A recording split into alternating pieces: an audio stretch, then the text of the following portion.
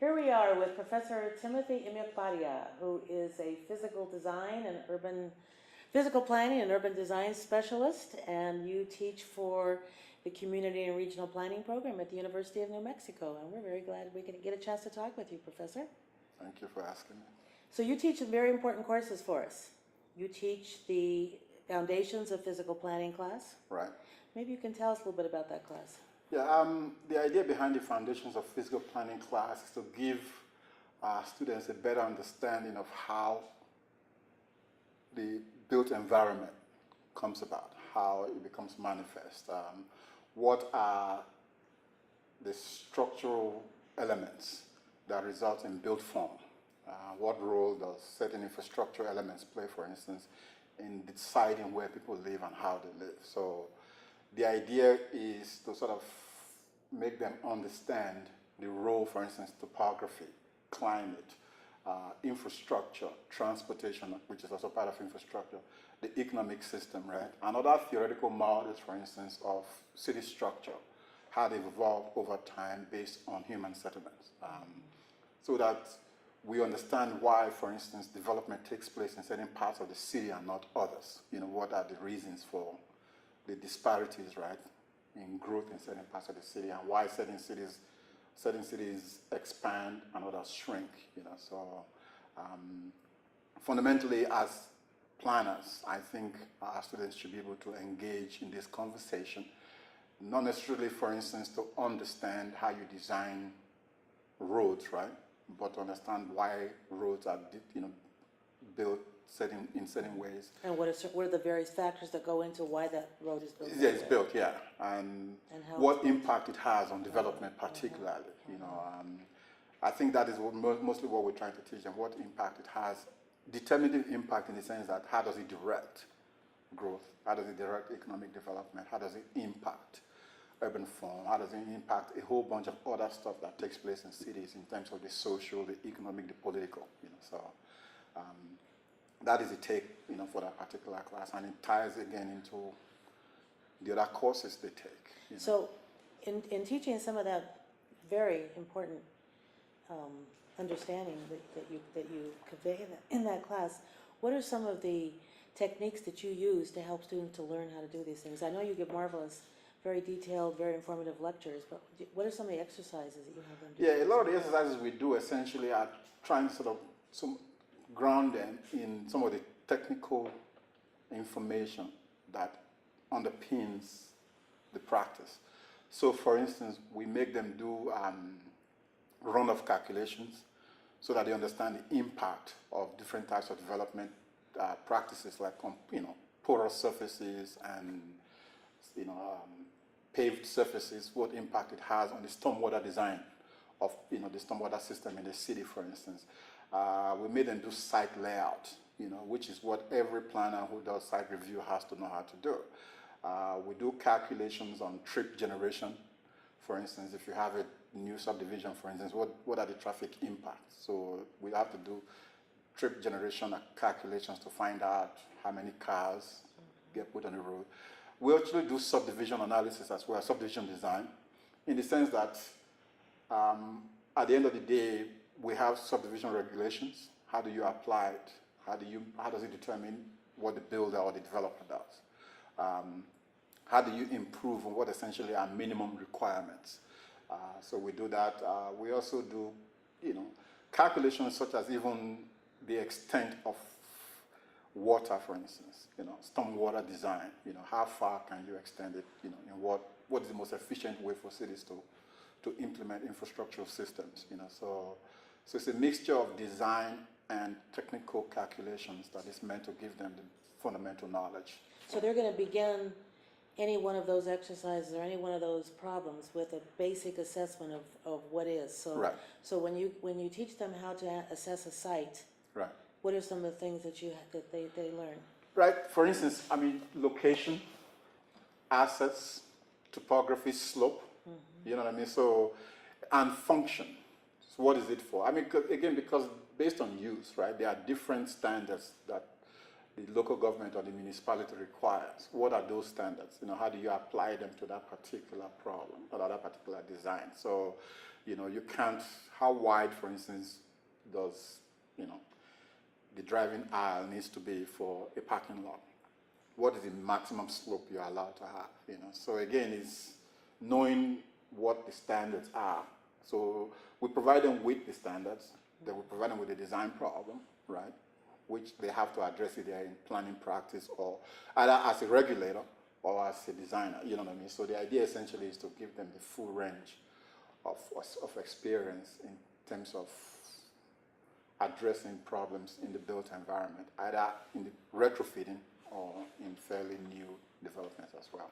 So some of those standards are going to vary from state to state, from Right. municipality to municipality? Yeah, so which is why, for instance, we're doing it right now, the last project is a subdivision design, and one of the requirements is that they go into the development process manual for the city of Albuquerque to pull out the standards for subdivision design, the requirements.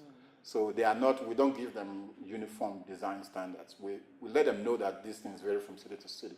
But as part of the exercise, they have to go to the particular city to pull out the requirements since they are not the same, say, for Rio Rancho. So they need to know how to find those Yes, standards so- wherever they might Yes, be. exactly, yeah. And I imagine some of these standards, well, they'll have a rationale for why they came to be. Right. But in some instances, in the course of some of your conversations, I imagine you discuss those standards and whether or not and how they might be improved. Yes, it's really it's fascinating because when you talk to our students, because of the conversation, we're all aware of what the problems that are the result of our built environment, how it has emerged since the turn of at least after the Second World War. One of the things I try to teach them is there's a reason why we have these standards. That before the subdivision regulations, right, you could just subdivide land, sell it, without infrastructure, providing roads and that kind of stuff, and which made the city responsible for doing that. So the same thing with stormwater systems, sewer systems. You know what I mean? These were the standards were the result of problems of urbanization. And when we say, for instance, the roads are too wide, we want to let students know the reason why we have a hierarchy of streets is because it was a response to a particular, problem. That doesn't mean we shouldn't reform it, make it better, but we should understand where it came from so we can then change it. So, And you think, for example, or you speak in your classes, for example, about how a given size of a road might affect, let's say, the cultural landscape of the area, or small businesses or right, something. exactly. I mean, the hierarchy of streets in America, for instance, is actually based on access. So, for instance, based on local regulations, if you have what they call an arterial street, for instance, you cannot go directly from an arterial street to your house. You have to get off there to go to what they call a collector, a sub-collector, then a local road. You know what I mean? So the ease of access, is determined by the place in the hierarchy of that particular street. So, for instance, you can never get into any part of a city of the interstate freeway system other than from an exit ramp. You know what I mean? So it is because of the amount of traffic it carries. So if you have a lot of traffic on the road, it's not conducive, for instance, for you to be getting off, to get into people's houses. So that is why the hierarchy is there. That's why the access system is designed based on the hierarchy. So it's based on efficiency, it's based on performance, so there is a reason for doing it.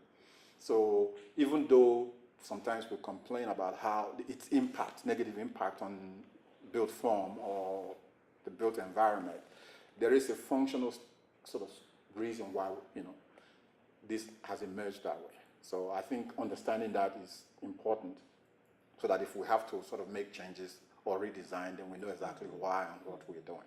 So I imagine you also look at some of the fiscal constraints and what it takes to put together a budget to do some of this? Yes, because at the end of the day, cities only do these things based on the resources that's available to them. And one of the things we always try to explain to our students is because our students complain a lot about sprawl, that cities grow out there. Why did they do that? The reason why cities do that is because they need the resources to support the services they have to provide.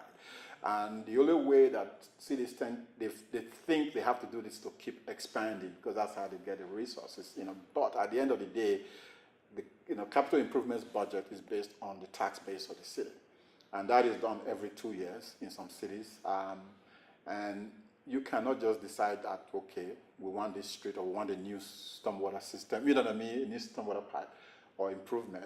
The city has to be able to afford it. So we talk about, you know, how cities fund, what processes they use to fund this, you know, and what role politics, the political system plays in meeting these needs. So it's not just about technical requirements, you know, it's also, you know, based on, you know, the political system as well. So the staging, for instance, of certain items in the capital improvements budget can be the result of the work of your local, you know, councilman, not just, you know, based on a hierarchy of needs or something like that. So that's great. So you cover kind of the engineering and the science of some of this. Right. You cover the design aspects of Right. it, the regulatory framework, Right. the fiscal, and the political. right, Very yeah. Well, I try comprehensive. to cover all of that. I'm not sure that a lot of our students always understand why, but what I'm hoping is when they take your class, for instance, you know, the political economy, for instance, they start to understand, you know, how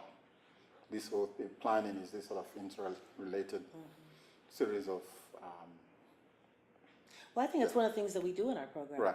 We really emphasize that there are all these interrelated factors That's right. that are shaping how the community gets built, for Yeah. example, or Right. in this case, or how a given infrastructure That's might right. get built. Right. So that part of what we want our students to be able to do is to be able to think in terms of these complex variables and structural factors and the way they're always at play. Right. So then the next question is how do they then affect that? Right, exactly.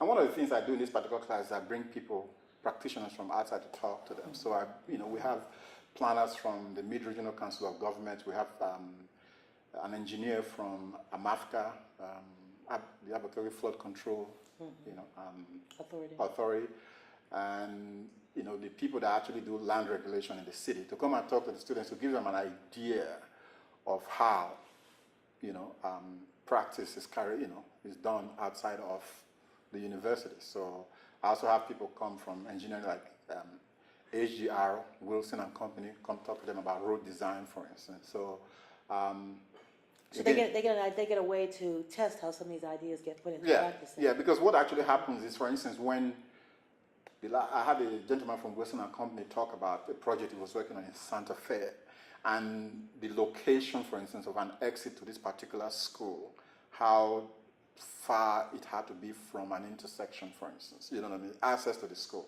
So these are things that actually you have to deal with in practice, And that gentleman that talked to the class talked about environmental impact analysis having to do with the rail runner, that the route of the rail runner, for instance, had to deal with certain issues like the Native American tribes, for instance, to make sure that you were not, violating certain, indigenous sites, So there are a whole bunch of issues that go into the design of infrastructure that is not just engineering alone, but, having to do with cultural, issues, economic issues, for instance. But mostly, when it comes to engineering, it's about, the technical standards mostly, the engineering standards, in terms of slope, for instance. But at the end of the day, there are other contextual issues that they have to be aware of. So that's why I bring practitioners in there. One of the things I also really, because of we're in New Mexico, is the regional issues.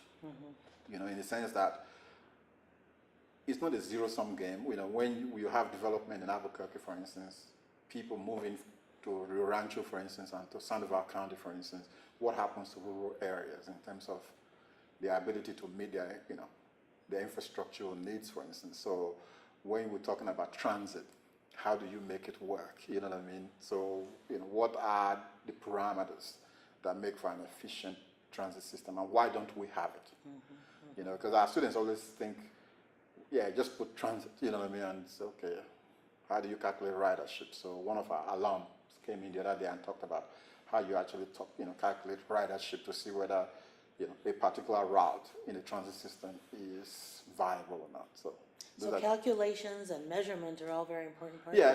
This particular class, yes. Yeah, because at the end of the day, I think it is important that, planning is essentially is an objective discipline, to a very large extent, because we have to provide what are considered objective, information in the public domain. So so at the end, for this particular class, yes, I think that is an important aspect of it. Fantastic. It's one of the classes that you teach, that's the Foundations of Physical Planning, but you also teach our courses on urban design. Right. Yeah, I think they teach the introduction to urban design for our BAPD students, and I also teach Our BAPD is our Bachelor of Bachelor Arts. of Education, Bachelor of Arts in Environmental Planning and Design. Yeah, and I also teach the urban design theory class, which is for advanced level undergraduates and our graduate students. The introduction to urban design is meant to introduce our students to urban design as a field and as a practice. It sort of introduces them to key concepts. The emergence of urban design actually occurs at the intersection of planning, architecture, and landscape architecture, and perhaps real estate development. So what we try to basically do is teach them the different facets of what leads to good urban design practice. And urban design practice is also concerned with the public realm, which is that part of the public space, right, that you and I experience, and as such, has to be not regulated but managed in a way that provides the best possible, experience, user experience. So, what are the elements that are, that are needed? So we talk about streets, for instance. We talk about public space. We talk about urban form. We talk about, basically we do a lot of readings by people that have tried to answer the normative question, what's a good, it's called a good city, you know what I mean? So Lynch talks about good city form. What are the elements that lead to good city form? So that is essentially is what urban design, at the end of the day is all about. It's normative, but it's also informed by empirical evidence. So we talk about, for instance, psychological and cognitive needs in the built environment. So, so a lot of the idea essentially is then to prepare them to engage in much more critical conversations about urban design theory in the urban design theory class. That particular class takes a much more, it's much more advanced in terms of the readings that the students are required to engage. And so we just don't talk about theory, we talk about notions of place, notions of what does it mean to say the public, and how design affects those things. Yes, exactly. And then we start to talk more about, say, for instance, the political economy, as it impacts. So we talk about people like Mike Davis, that sort of interpretation of the role the political, system plays in the shaping of built form. And we talk about right to the city, for instance, We also talk about things like postmodernism, modernism, and the different types of urban design practice that results from the theoretical underpinnings, So that teaches them how to look at underlying assumptions. Yeah, exactly. To critique and to sort of question. Again, it's a series of readings, and it's a seminar class, we do response papers, essays. The idea is to become literate. I'm not sure it's about expertise, because we are not teaching our designers, our students in this particular class to be urban designers. We want them to be literate about, the city, so that when you are engaged in practice, there is a conceptual framework. You know what I mean? So when you draw a line, then you are making a point, and the point is what informs that line. You know what I mean? So you are, So. And I imagine after someone's taken your class that their view of the world is never the same. I'm hoping that is the case. You think differently about yeah, everything you see. Yeah, that is the goal. I have a lot of architecture students who basically see the city as being made up of objects because they believe it's big architecture. And we're telling them, no, it's not big architecture. It's actually a very minor part of it. It's about the relationship between buildings. It's about relationship between people and buildings, you know what I mean? So it's about the economy. It's about the location of activities. It's about, movement, So it's about a whole bunch of how people experience space. What are successful places? So you have to give them precedents and examples, which is the way urban design, is the way architecture is taught, you know what I mean? So it's based on examples. that, again, it's a normative discipline. It is based on people's perspective. So you read Le Corbusier, for instance, and he tells you this is how cities ought to be designed. You know what I mean? Then you read Lynch, and it's a sort of psychological, cognitive analysis of cities. You know what I mean? So you get different perspectives. You know, and my hope is that when you engage in urban design practice, right, then this informs the decisions you make. You know, I tend not to want to say this is the right way or the wrong way to do it. That's not the objective. The objective is to make you literate, in my view. And therefore make you a thinking person Yes. about what you're doing. Yeah, it's a critical response. You know, I always say to them, you know, at the end of the day, the least you can be is a dilettante. You know, so that when you go to a dinner party, you can talk about this stuff. We've joked about that multiple times, but really it's about what they then bring to their understanding Right.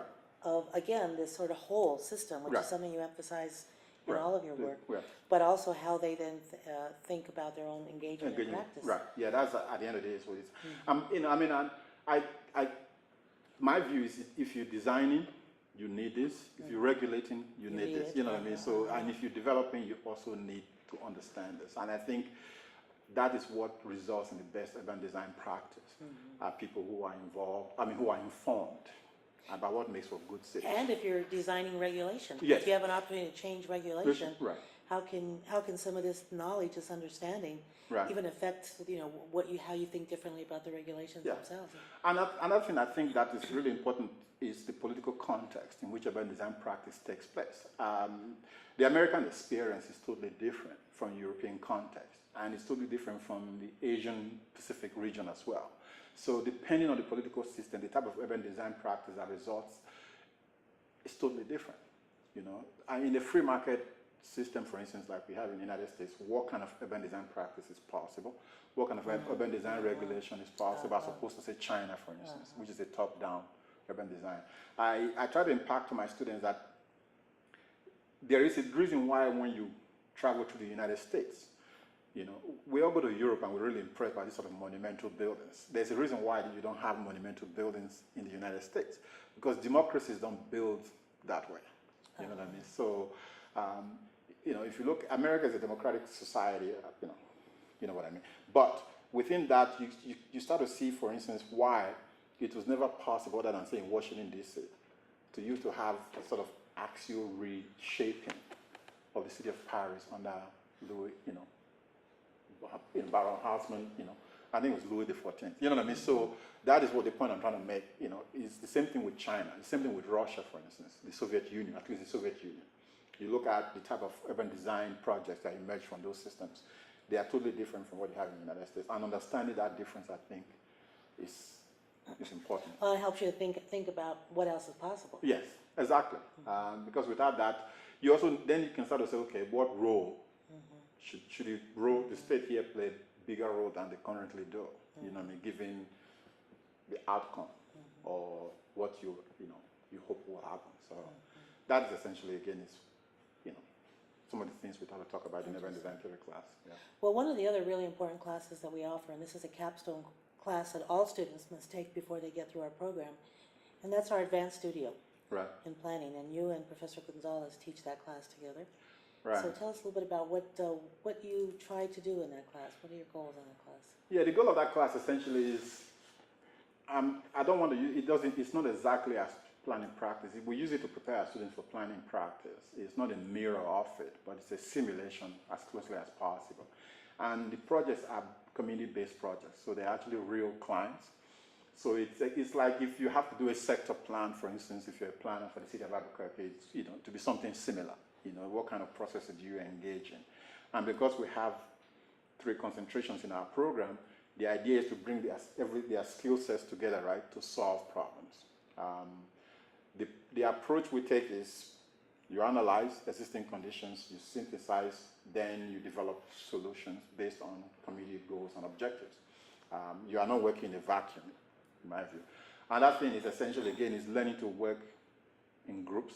Actually, learning to work collaboratively, you know what I mean, in the sense that because of the scope of the problems we have to deal with, one person cannot necessarily address all the issues that arise. So how do you make your contribution towards that common goal, which at the end of the day is coming up with meaningful and viable solutions to community problems. You know what I mean? It's not necessarily about, you know, teaching you how to work in groups. It's teaching you how to work in groups so you can come to, you know, a common goal. So in that sense, it's pragmatic, you know what I mean? You know, it's about, you know, learning, applying the skills that you learned in all the seminar classes, for instance, to a problem, and then coming up with solutions to that problem.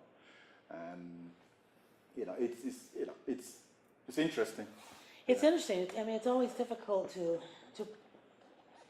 pull it all together, because this is the point not only where the community development, the natural resource Yes. planning, and the physical planning students come together in the studio, and they haven't really been together necessarily since they took either the land use law class or their theory class. Right. So this is when they all come together with their different sort of emphases, but it's when all the values and the skills Right. and the little bits of information all come together to then have to wade through the ambiguities of Right. trying to figure out What solutions chance- to right. difficult issues and Right. complex issues. Right. No, yeah, I mean, that is actually one of the difficulties of teaching studio, which is to find out what your strengths are and, you know, use them, but also to teach you new skills. You know, so we don't force you to learn new skills, but we hope that you are open.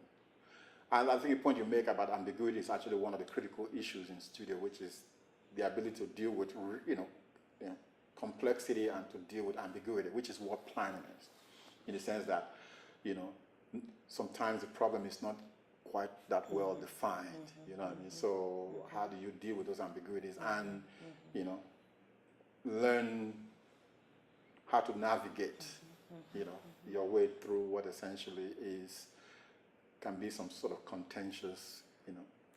There's a quality of mind that students need to develop as they go through that process. Right, yeah. But yeah, it's really easy to sort of have very fixed solutions. If you, say for instance, you're a natural resource planner, for instance, you understand what the issues are.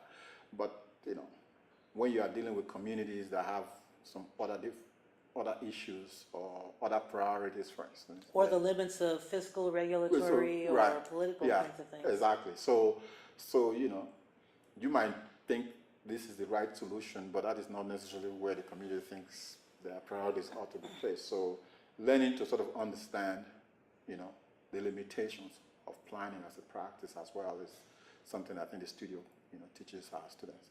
In that sense, it's a good practice for planning practice. It's a good setting to sort of teach them, you know, what at least some of the issues that they're going to encounter in planning practice. I use the word pragmatism because I'm not talking about sort of crass or, you know, vulgar pragmatism. You know, I'm talking about pragmatism, which is essentially the idea that you work together to solve a problem. You know what I mean? It's about communication. It's about intersubjectivity. You know what I mean? So it's about what do we say is about, you know, communication. Really, communication is solving problems in common. So. And if you're working in groups, that's essentially what you need. So. Well, you've made a nice segue for me here and into your research. You know, I know that you got your undergraduate degree from the University of South Wales in Sydney, Australia, and then you did your master's and PhD at Ohio State University in planning. And you're extremely well read, and with a whole wide range of things, everything from the great philosophers and some of the great sort of epistemological debates, as well as you know, all the political, economic, and contemporary issues, cultural issues. But given that you are very much a reflective practitioner and a reflective educator, you think a lot about how you teach. Right. So that there's a lot of reflection there, and on the deeper issues. Right. As you were just alluding to, right? The issues around pragmatism and communication and I noticed you just got several books of Habermas, and a complete volume of Dewey work, and it's related to something you're working on right now. Yeah, I mean, I try to apply theory to practice, and then we always talk about the dichotomy between theory and practice. I think theory informs practice, and then practice informs theory. So at the end of the day, I still believe you have to start with theory. And to me, when it comes to planning, a lot of the issues are deeply philosophical. You know what I mean? So to me, it always starts with philosophical ideas, and then trying to find out how, over the years, different philosophers have tried to understand these issues. See, and that gets the brain thinking in terms of issues, Right. Yeah. which I think is important if you want to be an effective Yeah. planner. Yeah. Because at the end of the day, we talk about the public interest, for instance, is one of the things that is the basis for planning, right? But what do we mean by the public interest? You know what I mean? So what do we actually mean by citizenship? So if you then, that sort of takes you to the the writings of John Rawls, for instance, right? Then from there you have to start going back, So to me, everything starts with theory that informs practice. But at the end of the day, the theory has to be usable. A lot of theory just informs broadly, but when you are a planner in planning practice, for instance, how usable is that theory? I'm interested in how we translate what essentially are complex ideas, right, into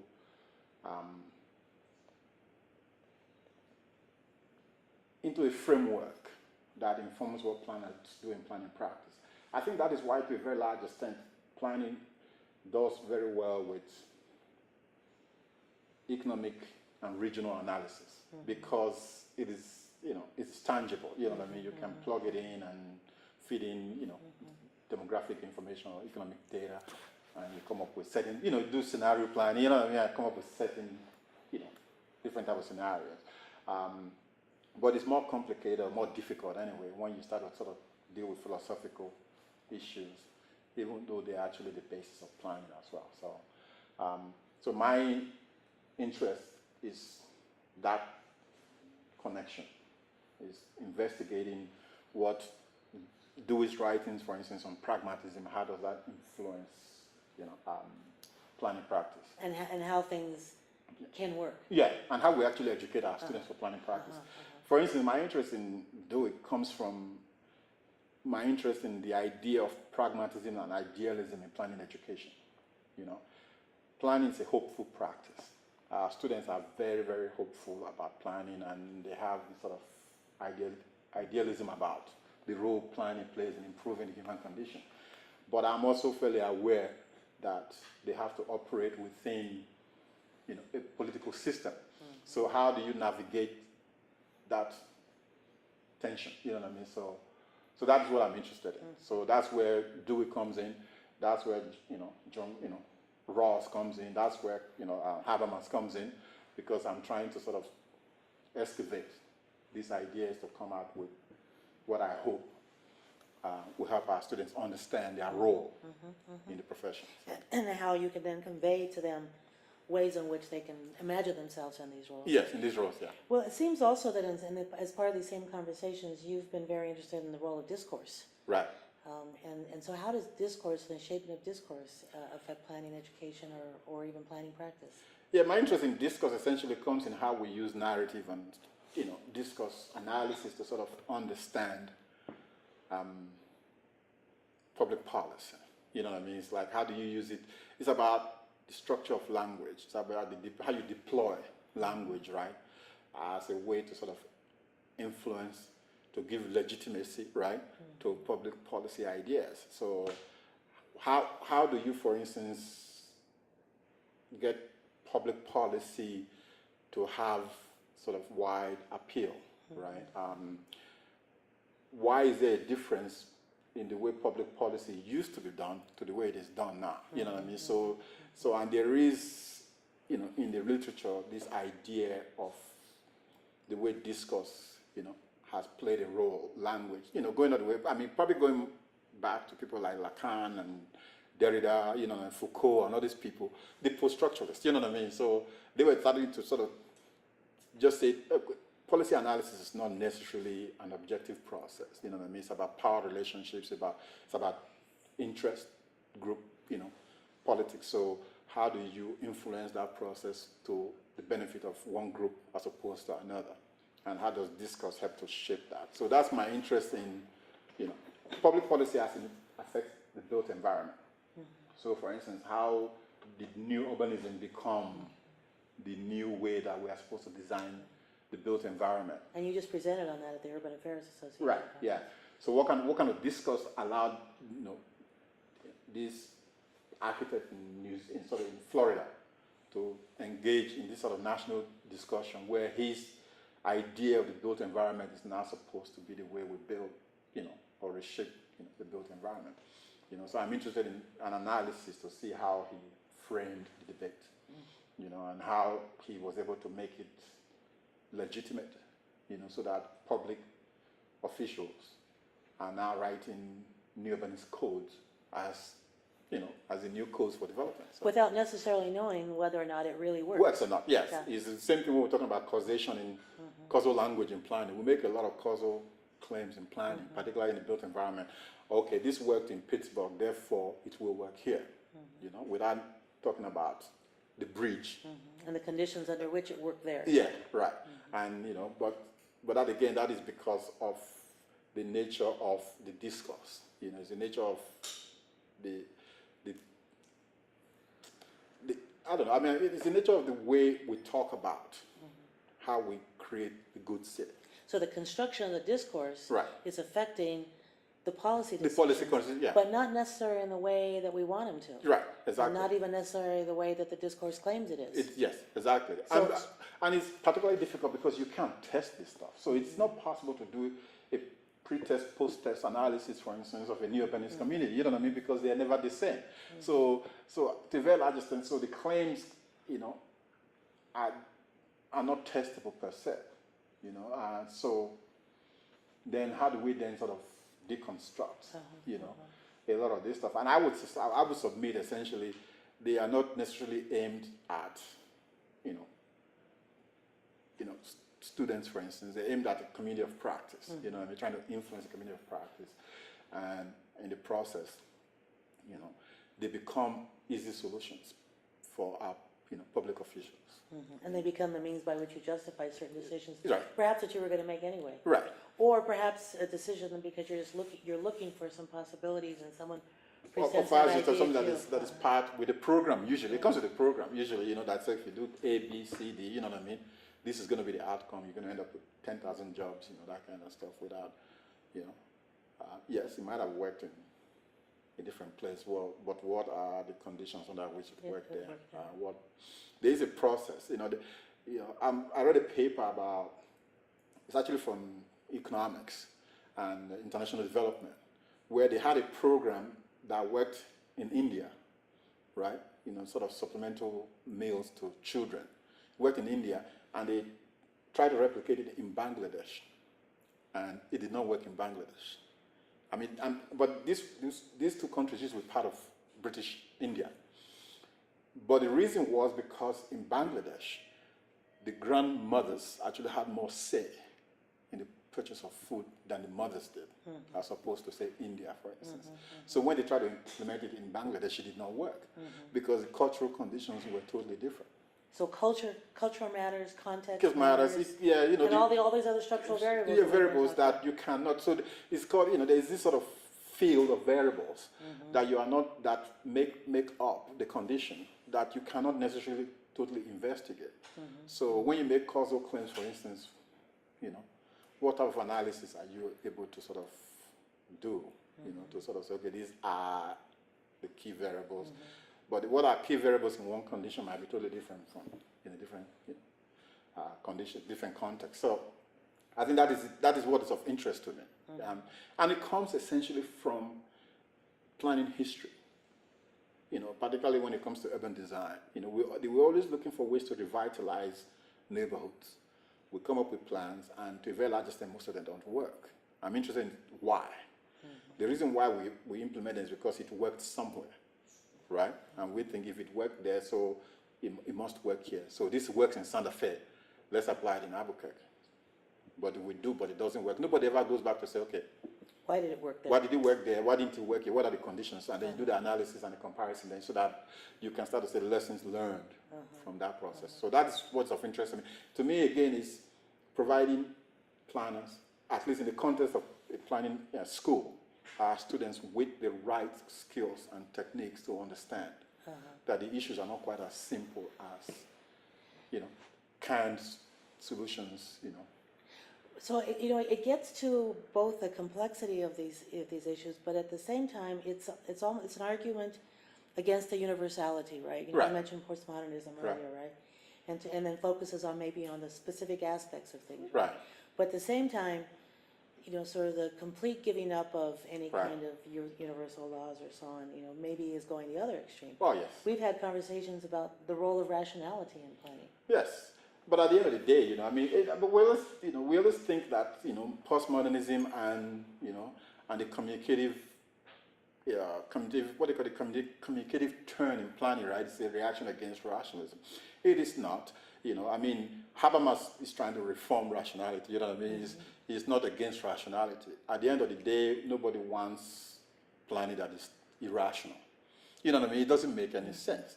You know, while we cannot accomplish complete rationality, we actually have to ascribe to a process that tries to solve problems in a systematic way. So the same thing with postmodernism, for instance, where you know, we talk about subjectivities, right? I mean, I think it confuses, you know, subjectivity with the subject, you know what I mean? So at the end of the day, you cannot have a postmodern planning practice where every viewpoint is equally valid, because you end up with the Tower of Babel, you know what I mean? So at the end of the day, how do you implement, you know, a postmodern planning practice? We talk about it in our theory classes, but its application, you know, the idea, for instance, that a planning document is a story is incorrect. You know, it is not a story. You know, it might be a particular analysis of a particular community, right? But to a very large extent, it's a fairly reasoned dissection, if you will, of the conditions of a community, right? It cannot be a story. So are there contradictions between some of these ideas and the notion of a community-based approach to planning? No. Or is this essential, in fact, do you think, too? It is essential, but I mean, but they are not. It cannot be contradictory, because at the end of the day, you're planning for people. You know, I mean, one of the criticisms of modernism is the fact that it forgot it was planning for people. Postmodernism says that we're planning for people, but then anybody can. You know, there is no community when it comes to postmodernism. You get the point I'm trying to make? Because if everybody is a valid, subject, right? Then And all subjectivities are... all subjectivities are equally yeah. legitimate, then how do you have community, right? It doesn't resolve that tension. That is my view. But at the end of the day, it's about people. I think this was a point people like Jane Jacobs understood quite well. You know what I mean? It's the fact that you are planning for people, and if you're planning for people, then you ought to at least try to understand what their aspirations are, what kind of community they want to live in. You know what I mean? So that's what is valuable about community-based practice. You know what I mean? It's coming up with solutions that address the particular needs of particular communities. Our program, I think, is probably the only one in the United States that is that totally focused community-based practice. I mean, we always say we plan for people, but at the end of the day, if you're not engaged in projects, you know, with real communities. And planning with people. And planning with people, having them come in and talk to students and interact with students so that students understand, you know, what the finer grain, Lynch talks about the finer grain of community issues, right? Then it becomes, in my view, meaningless. You know, we end up with a lot of plans that don't address real issues. And you like to push also to think about the terms that we use. Right. You know, public, citizen, and tradition. Tradition, Tradition, I mean, the idea of tradition, for instance, is what new urbanists use as a way to legitimize, give legitimacy to their practice. And yet, if you look at the form they're talking about is barely, the American city they refer to, the tradition they refer to is barely 70 years old. You know what I mean? So what do we mean by tradition? So is this invented tradition, or are they, basically using tradition for their own purposes? You know what I mean? So again, to me, it's about discourse. You know and then they ignore some of the older traditions. Oh, but then, I mean, if you talk about, they want to go back to the small American town, they're only interested in one aspect of that tradition. They're not interested in the other parts of it that are more unpalatable, for instance. You know what I mean? So they extract the form without the content. You know what I mean? So the point essentially is, why that particular time in American history Why didn't they go back to the 1600s? Why? Why not even older than that? Yes, yeah. So, so again, it's, you know, that is what I'm interested in, is, how do you construct? Well, it sounds like what you're most interested in is making people think, Right. or in your own sort of very complex thinking and dealing with the issues. And I think it's very important that our students learn Right. to think in complex ways, to learn to think in terms of the issues. And Right. Yeah, at the end of the day, we wanted to be critical thinkers, wanted to be informed, wanted to be able to ask questions, you know what I mean? So that way, and ponder the answers. Yeah, well, yes, I don't know about that. But I just want our students actually to be able to engage at a deeper level with the issues they have to, deal with when they get into planning practice, because then it makes you more reflective, about your practice.